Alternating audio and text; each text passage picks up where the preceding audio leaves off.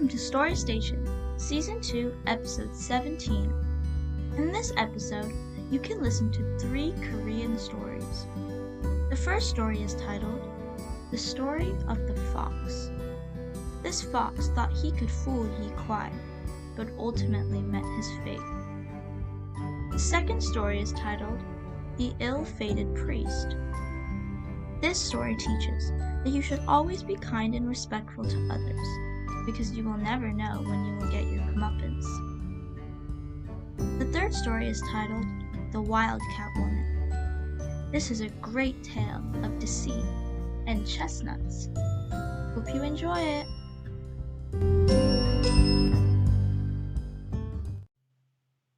I will read a story called, The Story of the Fox. Yi Kwai was the son of a minister. He passed his examinations and held a high office. When his father was governor of the Pyongan province, Kwai was a little boy and accompanied him. The governor's first wife being dead, Kwai's stepmother was the mistress of the home. Once, when His Excellency had gone out on an expecting tour, the yamen was left vacant, and Kwai was there with her. In the rear garden of the official quarters was a pavilion, called the Hill Pagoda, and that was connected by a narrow gateway with the public hall. Frequently, Kwai took one of the yamen boys with him, and went there to study. And once at night, when it had grown late and the boy who had accompanied him had taken his departure, the door opened suddenly, and a young woman came in. Her clothes were neat and clean, and she was very pretty. Kwai looked carefully at her, but he did not recognize her. She was evidently a stranger, as there was no such person among the dancing girls of the yamen. He remained looking at her, in doubt as to who she was, while she on the other hand took her place in the corner of the room, and said nothing. "Who are you?" he asked. She merely laughed and made no reply. He called her. She came and knelt down before him.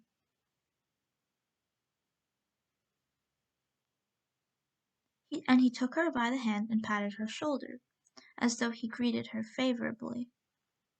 The woman smiled, and he concluded, however, that she was not a real woman, but a goblin of some kind, or perhaps a fox, and what to do he knew not. Suddenly he decided on a plan, caught her, swung her on his back, and rushed out through the gate into the yamen quarters, where he shouted at the top of his voice for his stepmother and servants to come. It was midnight, and all were asleep. No one replied, and no one came. The woman then being on his back, bit him furiously at the nape of his neck.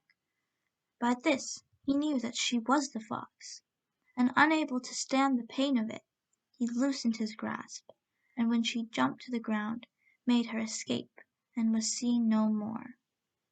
What a pity that no one came to Kwai's rescue, and so made sure of the beast.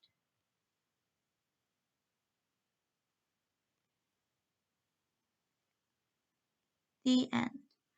I hope you enjoyed this story. In Korean culture, the fox is that among the long-lived creatures that are the tortoise, the deer, the crane, and the fox, and that these long-lived creatures attain to special states of spiritual refinement. If trees exist through long ages, they become coal. If pine resin endures, it becomes amber. And so, the fox, if it lives long, while it never becomes an angel or spiritual being as man does, takes on various metamorphoses and appears on earth in various forms.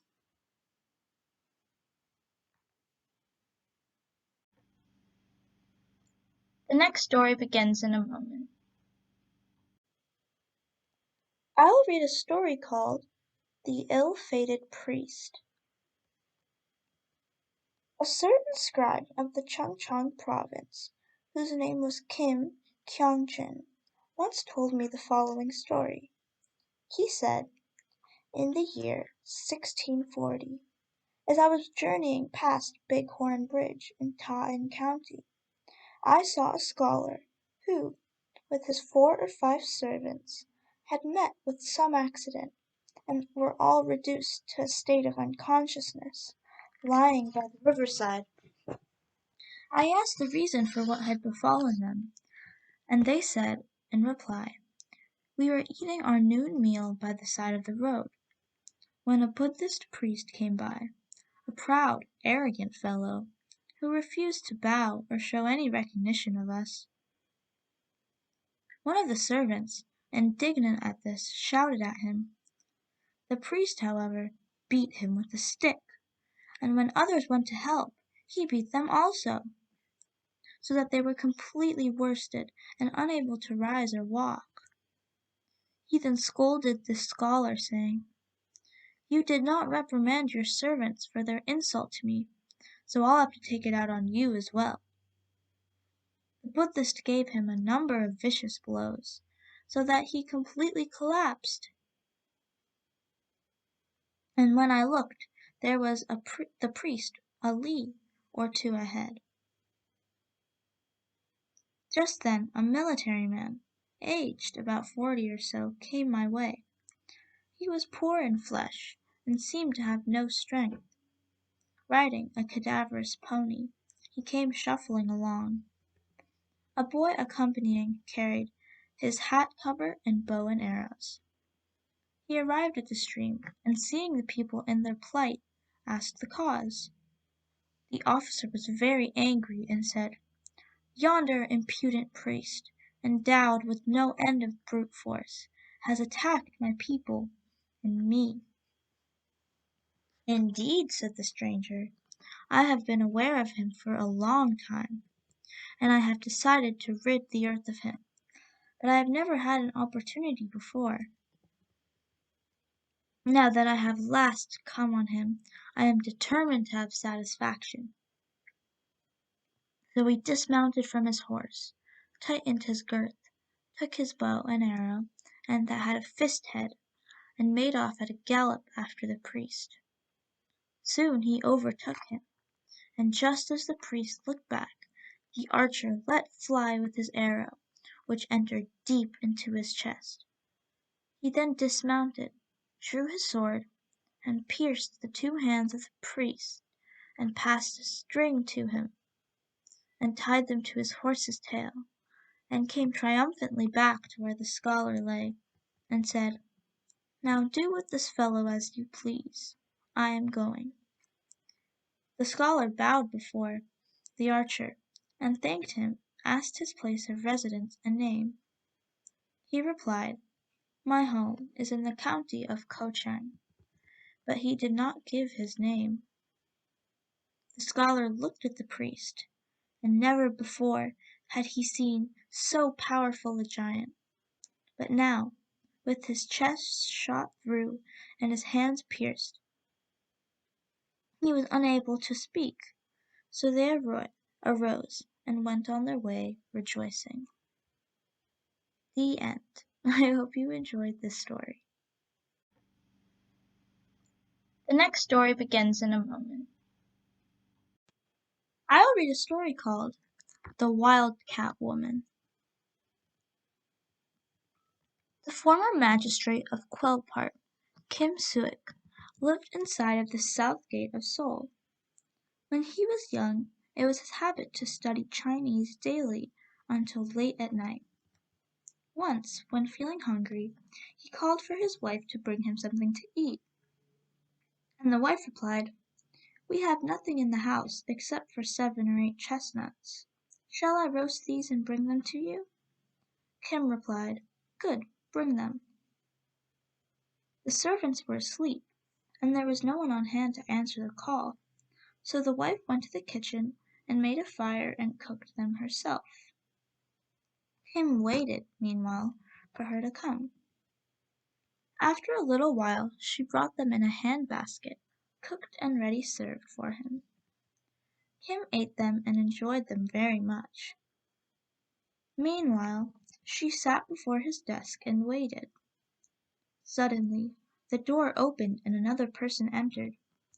Kim raised his eyes to see, and there was the exact duplicate of his wife, with a basket in her hand and roasted chestnuts. As he looked at both of them beneath the light, the two women were perfect facsimiles of each other. The two looked back and forth in alarm, saying, "What's this that's happened? Who are you?" Kim once again received the roasted nuts, laid them down, and then took firm hold of each woman, the first one by the right hand and the second by the left, holding fast till the break of day. At last the cocks crowed, and the east began to lighten. The one whose right hand he held said, "Why do you hold me so? It hurts. Let me go." She shook and tugged, but Kim held all the tighter. In a little, after struggling, she fell to the floor and suddenly changed into a wildcat. Kim, in fear and surprise, let her go, and she made her escape through the door. What a pity that he did not make the beast fast for good and all. A note by the writer: foxes turning into women and deceiving people is told of in the Kwangkyu and other Chinese novels, but the wildcat's transformation is more wonderful still, and something that I have never heard of. By what law do creatures like foxes and wildcats so chains? I am unable to find any law that governs it. Some say that the fox carries a magic charm by which it does these magic things, but can this account for the wildcat? From the author. The end. I hope you enjoyed this story.